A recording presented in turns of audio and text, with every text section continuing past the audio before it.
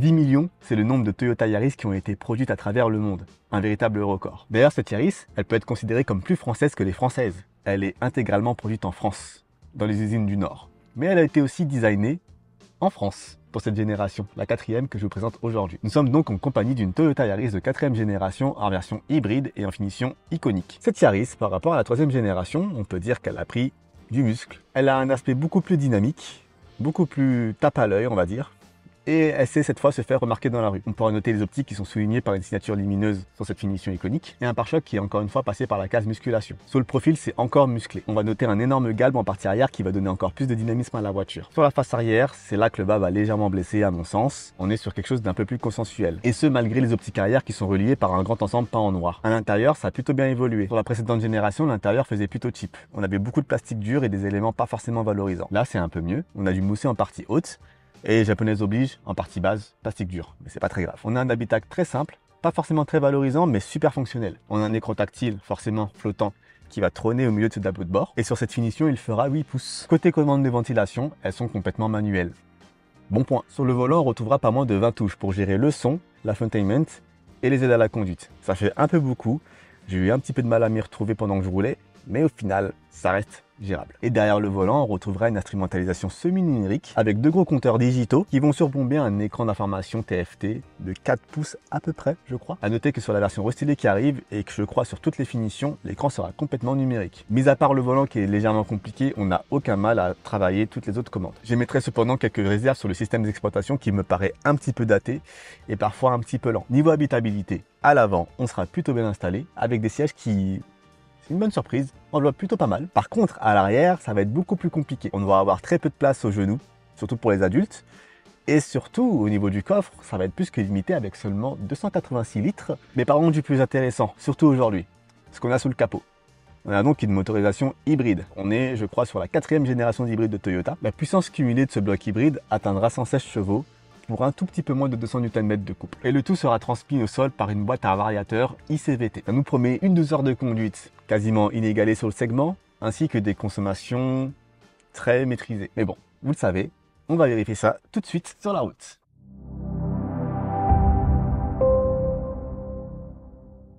Et bienvenue à bord de cette Toyota Yaris de 4e génération en hybride. On va pas pouvoir tester la voiture dans différentes conditions parce que là je suis en train de la ramener justement chez Toyota. Donc j'ai pu faire 453 et 600 mètres depuis que j'ai récupéré le véhicule. En termes de dynamisme, de confort et de suspension, Toyota a rendu une bien meilleure copie que la 3e génération de la Yaris. Je coupe le clignotant parce que je suis un feu. Ça risque d'être rapidement très embêtant. On n'est pas sur le dynamisme ou le confort d'une Clio, bien entendu, mais on est sur une voiture qui est quand même très confortable, bien suspendue. Les aspérités sont bien filtrées sur sol chaotique. Ça, j'ai bien aimé. Et surtout, on a une direction qui est très légère, vraiment ultra légère. Comme la voiture n'appelle pas au sport ou au dynamisme, ça ne me dérange pas particulièrement, là pour le coup. Mais il est vrai que les informations qui remontent sont parfois un peu floues. Je l'ai amené en conduite un peu dynamique, notamment hier. Ça se laisse porter, mais c'est pas non plus une partie de plaisir et on se retrouve rapidement ballotté d'un côté à l'autre de la voiture, même si elle fait bien mieux, mais vraiment bien mieux que cette devancière. Là, pour le coup, il n'y a pas photo. Un autre point que j'apprécie beaucoup, et c'est forcément lié à la motorisation hybride, c'est le freinage qui est très performant, très endurant aussi. Lorsqu'on appuie sur la pédale de frein, on ne va pas directement attaquer avec les plaquettes. On a d'abord le freinage régénératif du système hybride qui s'active. Il est très puissant. Je comprends pourquoi sur les hybrides, on peut faire 200 000 km sans toucher aux plaquettes ni aux disques de frein, parce que vraiment, le freinage régénératif déjà fait un excellent travail. Et je pense que malgré le fait d'avoir conduit pas mal d'hybrides ces derniers temps, Toyota reste quand même assez largement devant en la matière. Et là, sur cette génération d'hybrides, j'ai trouvé ça encore plus agréable vraiment à conduire. Et ça va aller directement vers le chapitre de l'agrément de conduite qui est, pour de l'hybride, moi en ce qui me concerne, au top. Une hybride, en effet, on va avoir l'effet moulinette lorsqu'on appuie. Forcément. Mais la puissance que je viens de demander là au véhicule, on la demande très rarement. Sur les insertions, maintenant, il suffit vraiment de rouler au filet de gaz pour pouvoir s'insérer sans aucun souci. Et en ville, le moteur électrique, ouais, il justifie d'une assez bonne puissance. Moi, je suis surtout entre guillemets un professionnel de l'hybride de 3e génération de Toyota. Donc Toyota Auris HSD MK1, CT200H et certaines Lexus encore que j'ai pu conduire. Donc avec un agrément légèrement en retrait parce que même s'il y avait 136 chevaux sur cette génération la plupart du temps, il fallait quand même un peu cravacher pour s'insérer. Là, on n'a que 116 chevaux. Et franchement, je suis surpris des fois de me retrouver à 110 ou 115 km/h assez rapidement sans que le moteur s'emballe pour autant. Là, on va s'insérer sur la 6, mais on arrive déjà avec une bonne vitesse.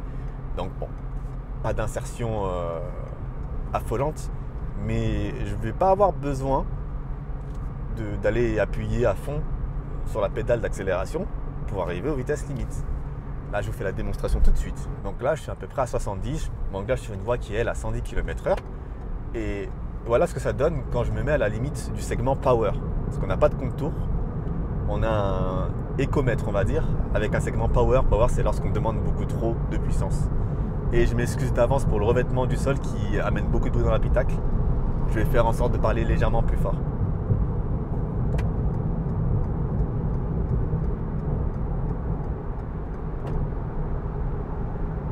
Donc voilà, là je suis à la limite du power et je m'insère sans trop de problèmes. Je dois ralentir parce qu'il y a la Fiat 500 qui se met devant moi, normal.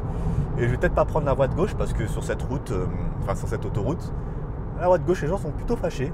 Et voir une hybride devant soi lorsqu'on déboule à 130 km/h, c'est pas la limite, mais bon bref, ça doit un peu énerver. Donc je vais me remettre tranquillement sur la droite et caler mon petit régulateur adaptatif.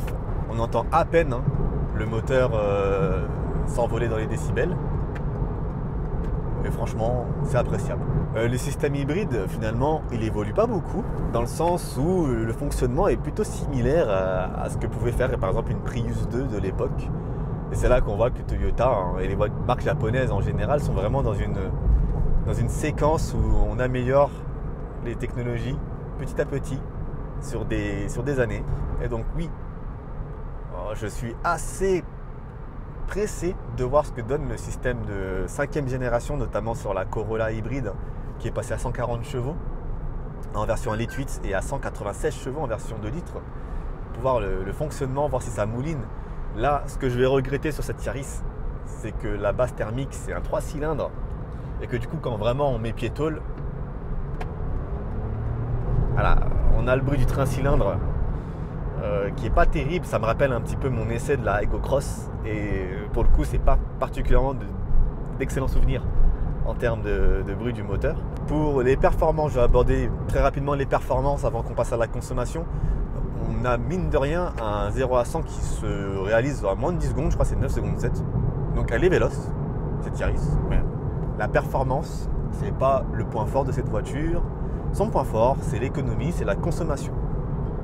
Et donc là, ça va être ultra intéressant parce que j'étais très pressé de la mettre en face de la Honda Jazz que j'ai essayé sur la chaîne il y a quelques semaines. Pour les nouveaux, je vous remets le lien en fiche. Allez voir l'essai, c'est super intéressant parce que je voulais les confronter. On a là deux mastodontes de l'hybride. Honda et Toyota sont vraiment des maîtres en la matière. Honda a mis un peu plus de temps à arriver au niveau de Toyota en termes d'hybridation, mais il y est arrivé. Et j'étais pressé de savoir quelle était la voiture qui consommait le moins. Eh bien, je ne vais pas faire durer le suspense plus longtemps. Sur la Honda Jazz, j'avais eu une moyenne de 4,1 au 100 sur l'ensemble de mon essai. Sur les 100 derniers kilomètres, j'avais réussi à descendre à 3,2, mais c'était vraiment avec de l'éco-conduite maximum. Et bien surprise, sur cette Yaris, sur l'essai, sur les 500 km que j'ai pu parcourir, je suis à 4,1. Ça ne nous aide pas beaucoup.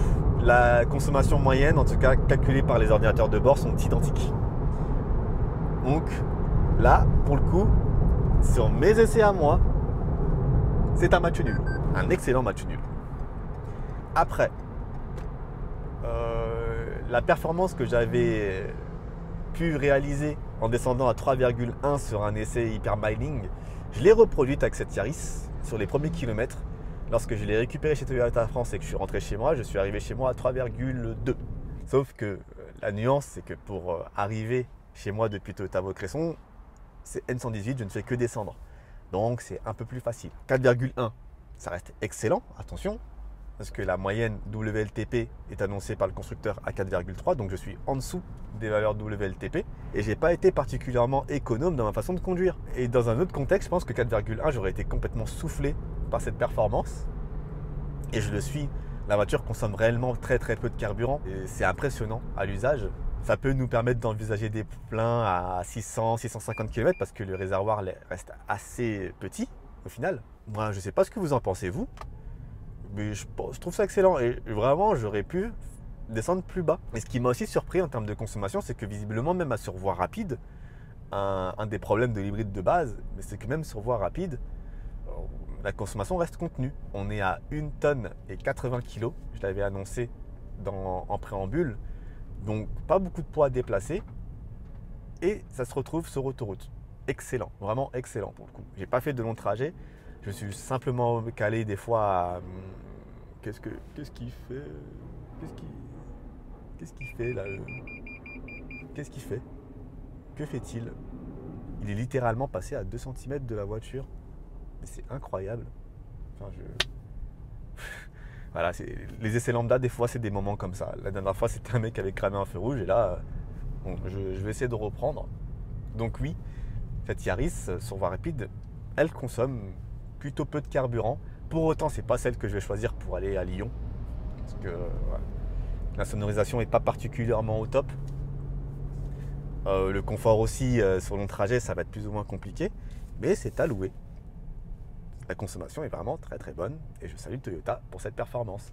Encore une fois, ça sera ultra intéressant de faire le même essai en termes de consommation avec la Clio 5 hybride.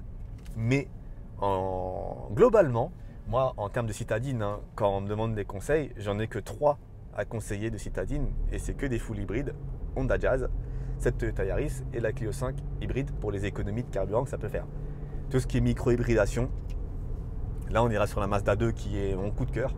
Mais derrière, non, c'est vraiment ces 3 modèles-là, c'est triangle de l'hybride.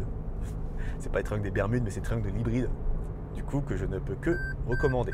Et donc, au niveau de l'équipement, ça va être un chapitre assez intéressant parce qu'on est sur une finition du coup iconique, je l'avais dit, et on est sacrément bien équipé. La voiture est chère. La voiture coûte presque 28 000 €. Mais je l'avais expliqué sur la Ego Cross, le prix des voitures augmente parce qu'il y a tellement de plus en plus d'équipements de sécurité. Et là, pour le coup, on parle pas de sécurité, il y a beaucoup d'équipements de confort qui font vraiment bien monter la facture. Donc en équipement intérieur, je vais commencer par la clim auto. L'écran qui passe à 8 pouces avec CarPlay et Android Auto sans fil. Pas besoin de fil. On a de la recharge sans fil. On a pas mal d'éléments de confort. On a aussi quelques éléments de divertissement avec la Sono JBL qui est pour le coup vraiment excellente. Pas de subwoofer, mais simplement des haut-parleurs qui ont été, j'ai l'impression, préamplifiés. Et le résultat pour une citadine est vraiment pas mal. J'aime beaucoup pour le coup. Extérieur, on est sur une pâture Biton, des jantes, il me semble, 18 pouces ou 17 pouces, mais des belles jantes en tout cas. Et des feux totalement LED avec le changement automatique entre les feux de route et les feux de croisement. Niveau aide à la conduite, on a tout ce qu'il faut. Conduite semi-autonome de niveau 2. Avec le maintien dans la voie, avec régulateur adaptatif, limiteur adaptatif, maintien dans la voie, lecture des panneaux. Il manque rien à ce niveau-là. Mais oui, le ticket d'entrée par contre est cher pour avoir cet équipement-là. Petite déception, je ne pourrais pas l'illustrer, mais une petite déception par rapport à la caméra de recul. Déjà, on n'a pas de vision 360, donc on a juste la caméra de recul qui n'est pas d'une grande qualité. On n'a pas l'affichage dynamique, c'est-à-dire les courbes qui vont s'adapter en fonction de votre volant. Je trouve ça assez dommage, mais autrement, on est sur des équipements dignes du segment d'au-dessus et c'est souvent le cas avec les Japonais. De toute façon, là-dessus, vous le savez, il n'y a pas trop de soucis. Donc, équipement, tip top, mis à part la caméra de recul, je l'ai déjà dit. Ouais, je pense qu'on a fait le tour de la question par rapport à cette Toyota Yaris hybride et je vous retrouve dans quelques instants pour la conclusion, comme d'habitude.